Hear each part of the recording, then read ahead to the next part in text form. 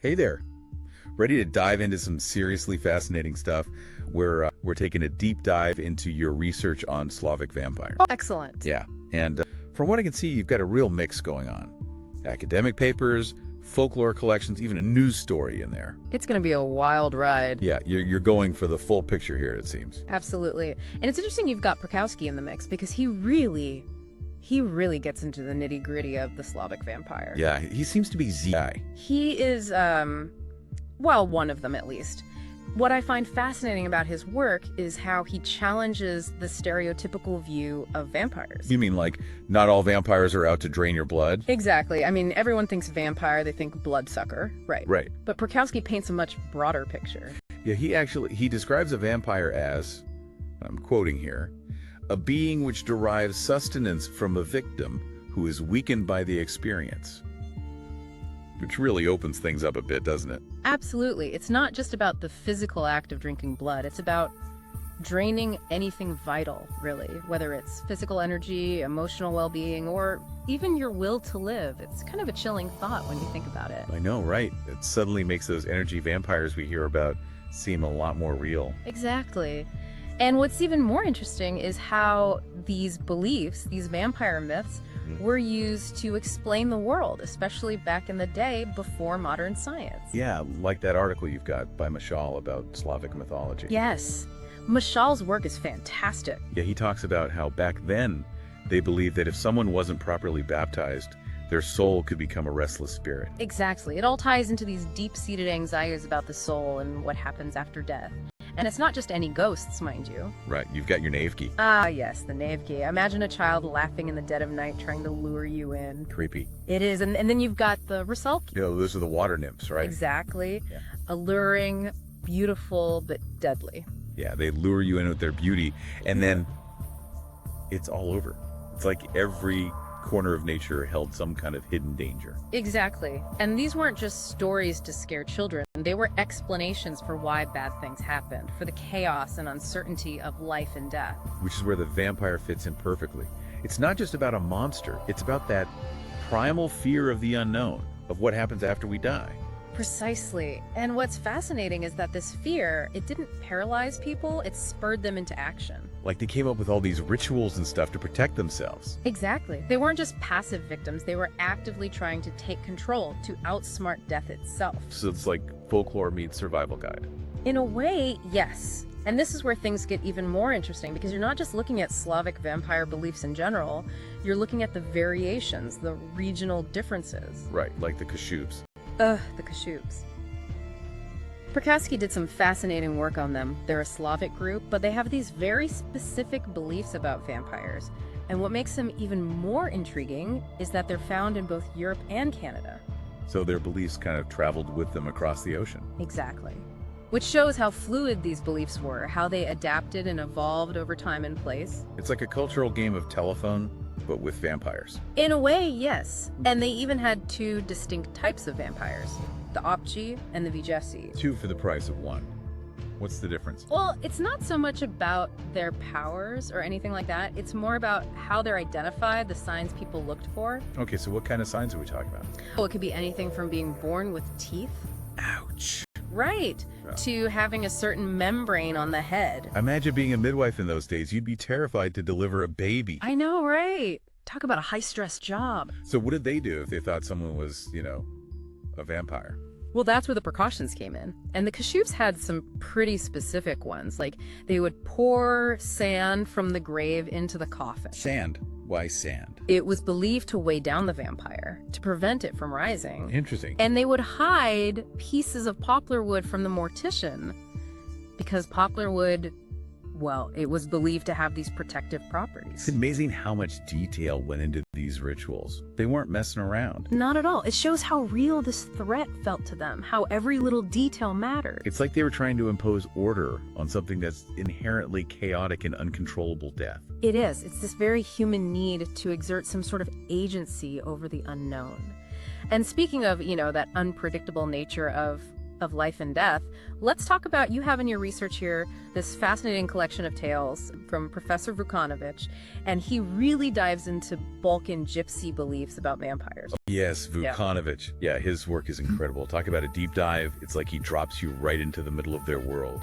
He does, and it really gives you a sense of how these beliefs weren't just abstract ideas, they were woven into the fabric of their lives. Yeah, and some of the stuff he talks about, it's pretty out there. It makes you wonder where these stories came from, the images they conjure up. Like, for example, he talks about vampires living in mills. Mills? Really? Yeah, and get this, they would force travelers to drink from horse skulls. Come on. Who thinks of this stuff? It's wild, isn't it? But that's the power of folklore. It taps into our deepest fears, creates these vivid, almost cinematic images. Like a horror movie waiting to happen. Exactly. And it wasn't just about creepy settings either. Like, Vukanovich mentions this belief that even a shadow, just a shadow passing over a corpse, could potentially turn it into a vampire. A shadow? Yeah, like even the shadow of an animal. Wow, so it's not just about, like, being bitten by a vampire. Yeah. It's everything. Exactly. Every little detail mattered, which shows you how real this threat felt to them. It's like walking on eggshells all the time. In a way, yes. And it speaks to that human need for control, for rituals, for something to hold on to in the face of the unknown. Which brings us to something totally different in your research here. The account of the Marquis d'Urf. Ah, the Marquis. Now this is where things get really interesting. Yeah, because this isn't some folktale collected by academics. This is a personal account, a memoir by a French nobleman who found himself caught up in, well, something he couldn't explain. It's a great example of how these beliefs, these fears, they weren't confined to one social class or culture. They could seep into anyone's life given the right circumstances. Exactly. So we've got this nobleman traveling through Eastern Europe, and he becomes enamored with this young woman, Stenka. And she's beautiful, isn't she? Yeah, the Marquis describes her as absolutely captivating. But there are whispers about her family, especially her father, Gorsha. Gorsha, yes. He's got a bit of a reputation, doesn't he? To say the least. There are these rumors that that he might be a Verdelak, which is a specific type of Slavic vampire. And then, to make matters worse, people start dying under mysterious circumstances. It's like something out of a Gothic novel. Totally. And then Gorsha disappears. But before he goes, he leaves these eerie instructions for his sons. If he comes back after 10 days, don't let him in no matter what, because by then he'll become a monster. Talk about a chilling warning. It's like he knows what's coming, but he can't stop it. It's heartbreaking, really. But it gets worse. One of Stenka's nephews dies suddenly, and everyone suspects Gorsha. He's back, but he's hiding. And the villagers, they start taking precautions, right? Like, they're preparing for a vampire attack. Yeah, it's all very tense. And in the middle of all of this, you've got the Marquis, who's completely torn. Of course. He's in love with Stenka, but he can't ignore these strange events, these whispers of something sinister at play. Exactly. It's like he's balancing on a tightrope between logic and superstition. He wants to believe it's all just a misunderstanding. But deep down, well, he can't shake this sense of dread. Yeah, it's like the more he tries to reason it away, the stronger those fears become. Exactly. And then just as things are reaching a boiling point, he gets called away on business. Of course. Talk about bad timing. Right. But even though he leaves, he promises Stenka he'll return. But, like, life gets in the way, right? It does. And months turn into years, and he gets swept up in his own world, the courtney life and all that. It's like he's trying to outrun fate. But some things you just can't outrun. Exactly. Yeah. And sure enough, a few years later, he finds himself drawn back to that same region. It's like some unseen force is pulling him back. It is. He even says, the Marquis, that he's trying to forget about Stenka, about everything that happened, but some things you just can't forget. So he goes back to her village. he does. But when he gets there, the house is deserted. Yeah. The family is gone, vanished. And there are these dark rumors swirling around, whispers of some terrible fate befalling them. I bet he was feeling pretty guilty at that Oh, point. absolutely. Like, all his worst fears were coming true, but he still doesn't know the full story, right? Yeah. So he decides to spend the night in Stenka's old room. Why would he do that? I don't know. Maybe he's looking for answers. Or maybe a part of him wants to feel close to her again. Even if it means facing his fears. Maybe, especially then. So he's lying there in Stenka's room, and he falls asleep and has this incredibly vivid dream about her. What happens in the dream? Well, she's just as he remembers her, beautiful, radiant, full of life.